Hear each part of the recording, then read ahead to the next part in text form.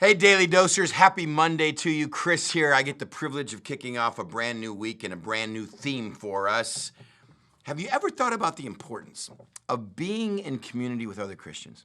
The importance about a commitment to doing life with other Christians. Sometimes it helps to go back and read the Bible through a certain lens, to look at passages and put a lens over it. And when you look at the Bible from beginning to end with this lens of, do we need one another? How much do we need each other? From the very beginning, throughout all of Scripture, you realize Christianity was never meant to be done alone. We can do a lot of things alone. We can go for a bike ride. We can do walks alone. We can sit and read alone. We can do a work alone. I can write alone. Christianity is something you cannot do alone. From the very beginning, from chapter 1 of the book of Genesis, we have this incredible statement where God said, "Let us make mankind in our image." What? It's God starting creation, and God uses us and our. Our God does not exist outside of relationship. Our God does not exist out of the working and moving of community and relationship. Then we have creation. We have man in a perfect garden without sin, without evil. He is God all to himself, and God goes, "Now this isn't good." You're meant to be in relationship. From beginning to end, we see prophets, priests, and kings, what happens to them when they're alone on rooftops or when they're alone in their decision-making. Bad things happen. But what happens when you lean into the community of God and allow God to work? We have Jesus from the very beginning. If any person who walked this earth could do it alone, it's Jesus Christ. And what does he do? He picks 12. And even when he sends the 12 out that he's hand-picked, hand-trained, hand-mentored, he goes, you got to go at least in pairs. From beginning and end throughout Scripture, we see the importance of Christianity not being alone. So we're going to spend a week on looking at that. We're going to spend a week on the importance of community and what we do with each other. Our theme for this week all comes down to Proverbs 27:17. Proverbs 27:17 simply says, I don't know why I read it, most of us know this verse, but as iron sharpens iron, so does one person sharpen another. That's great, isn't it? Just like iron sharpens iron. How does iron sharpen iron?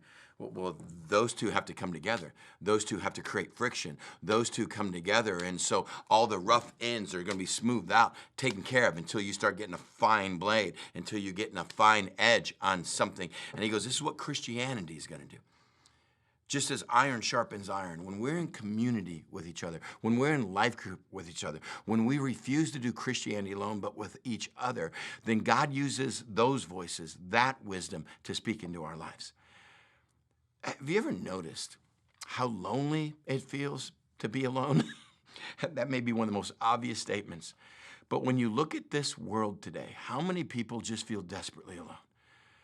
I've loved sometimes the vulnerability that comes out of our new members, or what we call welcome desserts or brownies with the Browns, when people just admit, I had gone through a big change in my life, or we moved here and we need a community. There's something inside the heart of a Christian that knows I'm not supposed to be alone. I need others in my life. It's why North Coast, whether we do it in person or online, we set up life groups for people, because no one is supposed to walk alone. I just want to kick off this week with this little thought in your head. Who are you doing Christianity with? That's different than who am I doing life with. Who am I doing life with? I look at who I work alongside, who I live with. We're just doing life together. That's great. Here's the question I want to ask. Who are you doing Christianity with? Who is sharpening you? Videos like this and just a daily dose, that can sharpen you. One person sharpening another person. But where are you putting yourself in life where God is using his word and his witnesses, the people of God, to sharpen you? And where are you leaning into someone in your life? Where are you leaning into someone in your life saying, I think I've been down that road before, or I paid that dumb tax before? Where are we doing life in circles, not in rows, as we say it at North Coast? Right now, can you pinpoint, here are the people that are sharpening my life. Here are the people that are making me better. Right now, I can look and go, here are the meetings that are making me better. Here's the godly men and women that surround me to make me better. Here's people that I allow their wisdom, their truth to speak into my life, even when I feels like it's chipping off some things of Chris, because maybe that's a good thing. Where are we allowing ourselves to be sharpened? May we have a week where we take a journey together and simply start to look at, who am I sharpening and who's sharpening me? Because that's how we get sharper in the Christian life, and that's how we get better. I hope you join us for the entire week. This is going to be a great one.